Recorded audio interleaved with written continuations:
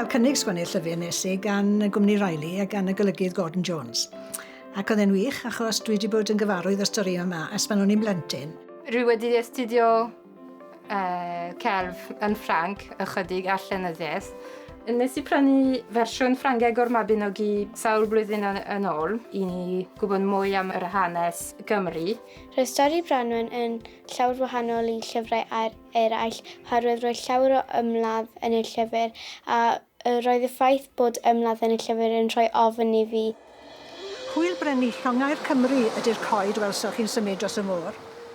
A bendigeidfran fy mrawd ydy'r mynydd sy'n cerdded yn ei hymyl.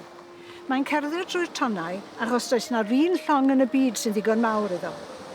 Beth am y ddau lyn gofynodd y gwreision yn grynedig.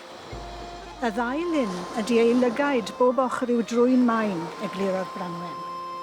Mae llygaid bendigeidfran yn syllu'n ddig ar Iwerddon, am I chi fod mor greulon tuag ata I, ei chwaer.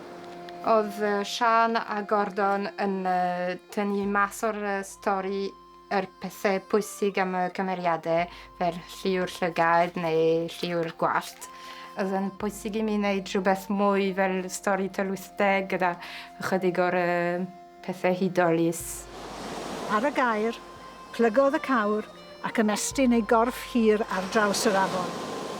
Gorweddodd yn o'n llonydd nes i'r Cymru I gyd redeg drosto.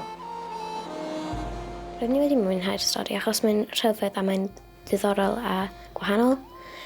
A rydyn ni'n meddwl roedd yn eitha anhygoel. Wel, o'n I wrth fy modd yn gweld lluniau Valerian yn glanio fy nghyfrifiadur, o'n nhw'n hyfryd. A dwi'n meddwl yn arbennig am y llun o ddyfed lle mae 4 person hapus iawn yn edrych allan ar y môr. A fyna o'n i'n teimlo hefyd. Diolch yn fawr. Pan ydych chi'n darllen stori Branwen, er enghraifft, ydych chi'n darllen stori am 2 wlad a phobl sy'n eisiau cymodi ei gilydd, sy'n eisiau byw mewn heddwch.